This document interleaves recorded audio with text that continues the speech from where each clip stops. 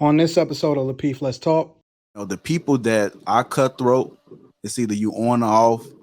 It's either you right or you wrong. It's either this way or that way. These people are needed in the world. This is how we balance things out. This is how we grow. Because if we have everybody thinking, and as Anton say, playing victim all the time, how are we going to ever be strong? How are we going to ever grow? You need these type of people that think this way. You got to appreciate people that think outside of the box. If everybody thought the same way, it's definitely going to be an echo chamber. So these conversations are brought together. These people are brought together to have these conversations so that we can think.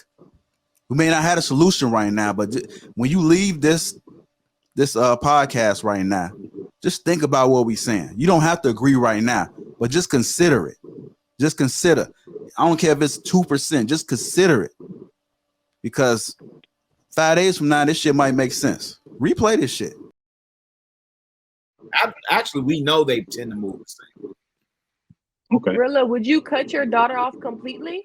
Like, let's say she wanted to go against the grain. Would you cut her off financially or completely? The way Anton dotes on his daughter, I don't think he would either. I think the point that he was making was that I run this. I'm not trying to speak for you, bro. I see your face. I'm not happy Thanksgiving. I'm not trying I cut off my own brother. That's your brother, though. That's not your child. Let me tell you something. I will cut off anybody, bro. I don't care. I have listen. I got you. That's fair. Let me answer her question real quick. So, for me, no, I would not cut my seed off completely.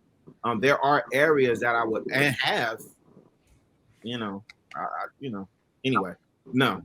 I wouldn't. Bro, if she don't, but think about it. And I'm not talking about your situation, Rilla. If you don't understand that this is real, if you have any inkling within yourself to feel as though you safe and that I'm not gonna do what I say I'm gonna do, if there's no real consequences behind the decisions that you're gonna make, then what's the point of making rules in the first place? There has to be a standard. There has to be consequences, because you cannot just float and then just think that, because if you think it's a safety net under you, you're not going to take your craft seriously.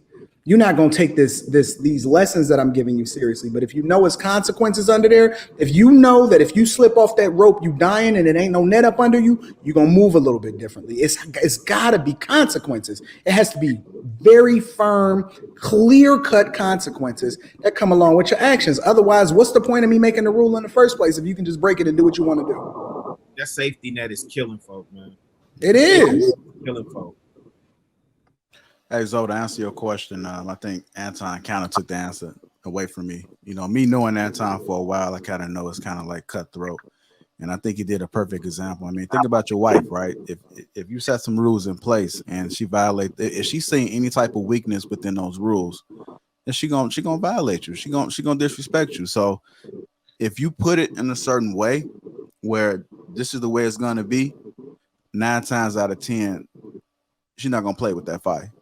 So if you're training your daughter a certain type of way and she actually believe into what you're saying, she's gonna continue to own up to it. For like the whole entire lifetime, she's gonna own up to it. She's gonna believe that, because think about all the bullshit that they believe from seeing. So if you instill from her from the beginning, that's one thing that I respect for him, is that he's doing it from the beginning.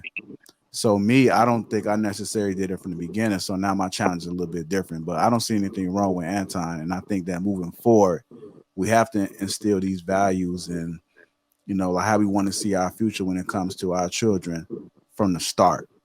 If you raise them by not raising your voice and just giving direction with tone, when they turn 5 or 6, it's still going to be the same way. But if you don't set that foundation early enough, then that's when you see people just get out of hand. So I do see some logic into what Anton is saying, but unfortunately my situation is a little bit different because I feel like I started a little bit late. Would you cut off your daughter though completely, or your child completely? It depends. I've told my son, because he's the oldest, right? My son is 16, and it's like, look, if you're not doing nothing by the time you turn 18, you're going to get your ass up out of here. That's exactly what I told him, and I mean that shit. Like, you're not going to be sitting here. If I don't feel like it's good enough for me, then you're not going to be up in here. You know, I'd rather you go do whatever it is you want to do, and it's not stressing me out, because when you up in here, I'm gonna be on your ass. I'm not tolerating that bullshit. You're not just gonna just come and go and do what you want to do. It's gonna be some type of structure inside this house, and if you can't abide by them rules, then get your ass up out of here. So are we? So and I rock with that though, Jr. And you know, we know each other in real life, right? Let me ask y'all a question. If it's no real like, is it okay for somebody to just be okay, or do you have to fulfill a purpose? If your purpose here was to do whatever it is that you were supposed to do, but you never completed it, is it okay to just be okay? Or because for me, everything is black and white. It's no gray area, it's no middle ground, it's none of that. Either you win or you lose. And if the purpose was just to run the race to get a participation trophy, is that enough for y'all? I'm just curious. Like, dude, like I don't have friends that's just around just to hang around. Like, I'm not about to be kicking it. Like, like, what's your purpose in my life? Like, you had a season, you cool. That don't mean you're not a bad person, but it's time to move on. Like, if everybody are not fulfilling their purpose and doing their job and taking care of business, what are we just keeping the people around for just for the sake of keeping people around? Everybody has a purpose and they need to do what they're supposed to do. Again, maybe I'm the crazy one, but y'all just keep people around in y'all circle, or y'all think it's cool to just float around, or people to just be around y'all just for no reason. I'm just curious. I'm gonna add to this real quick. The one thing that I do is I appreciate all types of people in the way they think, right?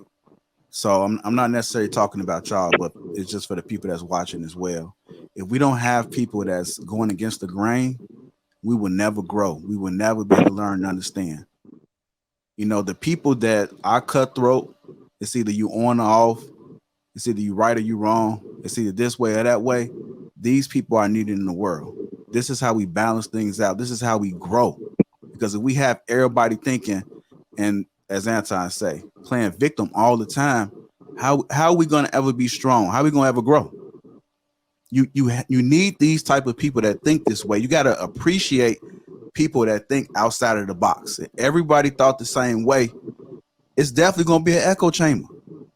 So these conversations are brought together. These people are brought together to have these conversations so that we can think. We may not have a solution right now, but when you leave this podcast right now, just think about what we're saying. You don't have to agree right now, but just consider it. Just consider. I don't care if it's 2%. Just consider it, because 5 days from now, this shit might make sense. Replay this shit.